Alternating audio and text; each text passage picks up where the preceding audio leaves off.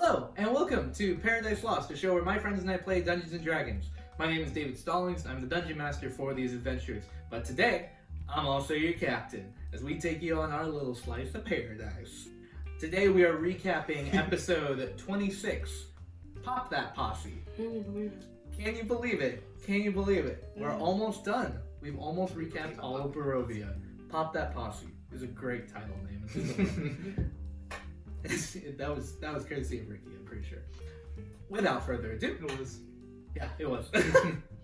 Waking up the next day after many tense discussions with Strahd, as well as tense discussions amongst yourselves, Nereza immediately relayed her conversation with Strahd about having an escort of Rahadin, Strahd's chamberlain, arriving today to make sure you get to Castle Ravenloft for dinner safely.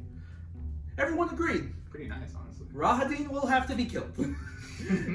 That evening, Rahadin and his posse arrived on horseback. Rahadin was accompanied by 6 Vistani members who were paid to join him, one of which was Luvash, Aragol's brother. They also had 2 hostages with them in order to ensure no tricks were attempted by the party members. Both hostages were young people from Valakai, one of which was Anthony, the dancing guard, who originally brought him into Valakai weeks prior. I was brainstorming this session. I had the idea of they need a better way to ensure that nothing happens. Like, this was me trying to pull a lot of cards of you guys are going to dinner. So I was like, who can I bring in? Who was just a random person? Oh, the dancing guard. Sure. Legend. Sure. Oh, man. Initial conversation was somewhat hostile as Rahadin instructed the group to lead in front of Rahadin's troop on the journey to Valakai to Castle Ravenloft. Traveling with them through the fog, the group was mere hours away from Valakai, to which Rahadin was insistent that everyone push on and they would rest in Valakai, despite becoming exhausted. Unwavering in his insistence, Andre asked, since he has wings, can he fly to Valakai on his own and then wait for them so he wouldn't be tired? To which he surprisingly managed to persuade Rahadin to let him do this. It'll work out. With a natural 20. Yeah. Go ahead, my prisoner. You just...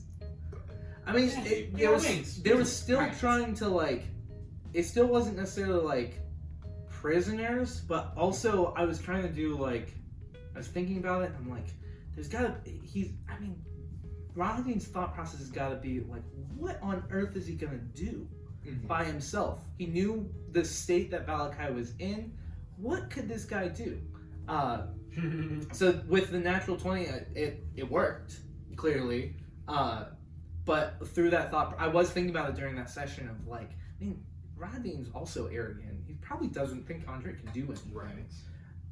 But, let alone all by himself. Yeah, right. Little old me. Right.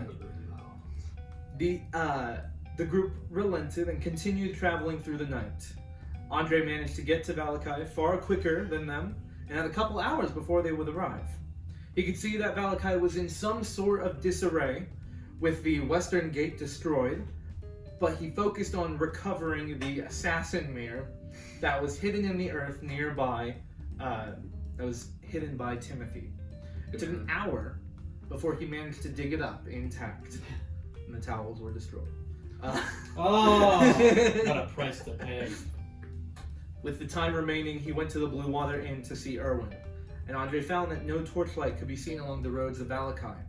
The only forms walking the streets were zombies and vampiric forms along the rooftops. He found the inn to be boarded up, but Erwin quickly let him in. You start knocking. I think you went up to it, just kind of knocked quickly, and were like, Erwin, it's Andre. Let me in. Erwin. Because I think your plan B too was I'm gonna fly in the chimney. Yeah. Erwin let him in. And Erwin informed Andre that Valakai fell into ruin shortly after their departure, as those upset with the Burgomaster finally rebelled.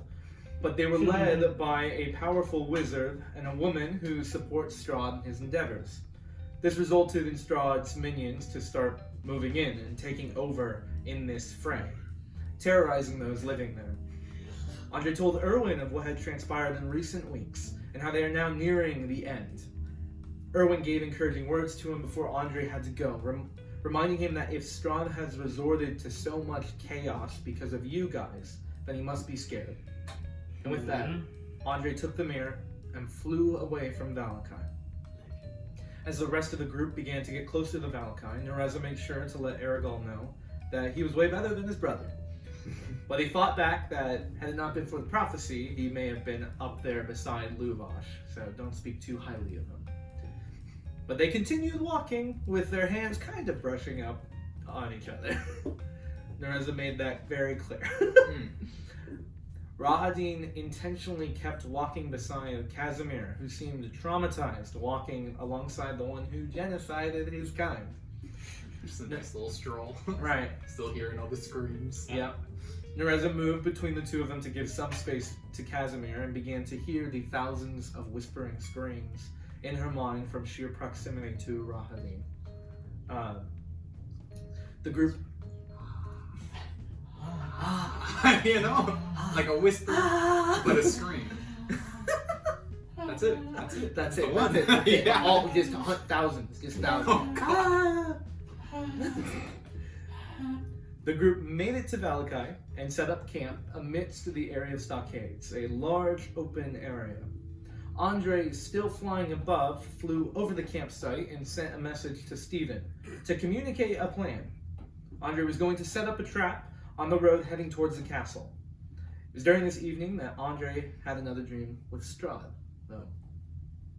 In this dream, Strahd inquired of where Andre was and made sure that he was okay.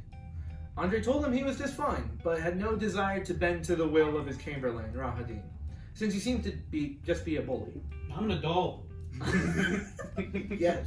I can make it to your castle on my own, thank you. I got wings now. Fly. Understand? Yeah. Yep. People don't get it. Yep. Strahd respected it, but reminded him that no harm would come to the group still. And Andre better arrive with them once they got to the castle. And the two left saying that they would see each other tomorrow. It's cute. That's cute. You had a date. We did. You had a date. As morning came, the group in Valakai began their journey to the castle, and Andre executed his plan. He summoned the assassin from the mirror and instructed it to kill Rahadin. What a dumb fucking assassin, by the way. The successful use of it. It's the worst. Well, It was a brilliant plan. it was. It kind of worked, but not as I intended. Right. Yeah. I think anyone could beat it. Yeah, no. The assassin nodded and began walking through the fog, knowing exactly where Rahadin was. Our heroes leading the group towards the castle could see the familiar assassin walking through the fog. And as they let it walk through, without question, cast invisibility on it, the jig was up, and Rahadin figured out they were trying to trap him. And battle ensued. A fiery chromatic orb emerged from the fog, impacting Rahadin. At the same time, a large ape demon was summoned over him and his horse, So good. knocking the horse over, but Rahadin landing, still standing tall. Against this demon, Rahadin's prowess was seen as he expertly landed on his feet and evaded the strong bite of the creature. At the same time, Casimir managed to cast a spell on Luvash, paralyzing him for the time being, while other Vistani began to move, but not before killing the hostages they had with them. Anthony. Yeah, whatever. Don't you? Rahadin suddenly vanished. But Anthony. Yeah, Not sure. Anthony, we don't care about the other one. Rahadin suddenly vanished and teleported behind Nereza before attacking her with his scimitars with immense speed. This was a really cool fight. This fight was so fun. Unknown to him, the assassin was right beside him, but as it attacked and the invisibility dropped, Rahadin managed to dodge both strikes before pushing the assassin away from him. He missed with his advantage. Yeah, the Idiot. assassin just could not roll. That was unfortunate. But Nereza and Rahadin stood in the middle of the chaos, both with two weapons at their sides, attempting to strike and parry at one another with great strength, as the light of the sun sword illuminated the battlefield. Again, I thought this fight was so fun. As others began to rush up and get close to Rahadin, the screams around him began to amplify and overwhelm the minds of his enemies momentarily. During this attack, he managed to slash at Nereza twice before slamming his sword into her chest as she fell unconscious in a brutal display. She was still breathing, but Rahadin's focus was entirely on finishing her off, considering she was the main one wielding the Sword of Sunlight. Timothy managed to just heal her, as Rahadin brought both scimitars above her to kill her. But as he did this, a single bolt impacted his neck, causing him to fall over, dropping his swords. He began coughing up blood, attempting to reach for the Sun Sword, but died while doing so, as Aragal had finished him off. The whispering scream suddenly exploded around the area, releasing one final scream before dissipating as Rahadin lay slain. There's one point in this fight, too, where I think like 5 people were surrounding him, and I think I sat there for like a minute trying to debate what to do, because the fight got to a point where it was like, it looked really bad suddenly, and the whole time I was like, well, if he has a goal, if he's gonna kill anyone, it's gotta be her. Right, yeah. Everything was focused on killing the one who could use the sword, because from their perspective, it was like no one else in the group could use it properly, other than to maybe use the light from it. But and so there was that's not effective. Yeah. She makes you a target. Yeah. So there was a point where like he had like only a little bit of health left, and it was either we had to try to kill him now, or we escape. He had a way to escape, but it was one or the other, and so I was like, no. Do you think he would have escaped? I was going back and forth on it because I was like, this man is incredibly smart. He's been with Strahd forever, but there was a point where like I think that he knew the vibe I was trying to give off was like, you guys had drastically impacted Strahd. Like there had been adventurers before, there had been other attempts at killing him. You guys were the first ones who were making ground, and like the people under Strahd's Still command. can't get to dinner. The people under Strahd's command knew this as well. So it was like Rahadin was very confident that he could kill her there, and if he could do that, he would be doing an immense favor for Strahd, who he had dedicated his life to. Now that being said, he also didn't seem to know that someone had a gift that he probably could have just brought her back. Oh, easily, very easily. Right. Immediately. Immediately, yeah. As an action. Right. Yeah. So like, but the stakes were like super high for him of like, I can end it right now. We can get him. We can kill Nereza. No more Sun Sword, because that was a huge ordeal. If you guys did happen to lose the Sun Sword through this, both light options of the Holy Symbol and the Sun Sword would have been out, and that was going to be a huge deal. Yeah. But it didn't. It just didn't pan out. So with the Vistani slain, except for Luvash, they managed to convince him to lay down his weapons and leave. He was the last person to drop his weapons. Yeah. Imagining Luvash being the final soldier. Like, come on! I know. Like, Yeah. Luvash, please, come on. Yeah. I think that was because someone had a really It's bad over. intimidation check, even with advantage. But they stood victorious over the centuries-old Chamberlain to Strahd von Zarovich. You had won that battle. Easy. Easy Not battle. even The close. trap worked, Oh, but the assassin sucked. fucking so stupid. Yeah, the stats on it were So I told next time. We'll get him next time. Yeah, next time. What do you mean they weren't that good? He's an assassin. The thing with the assassins, the actual assassin stat block is like they only have like +5 to hit. That's not an assassin. So Aragal had like the same setup too, and it's like throughout the story with Aragal too, he's gotten the final blows like 4 times. he hit What a at guy. critical Right. moments. One Yeah. But like if you actually go and watch the episodes, he like sucks. he does not hit. Aragal does It's not true. hit often.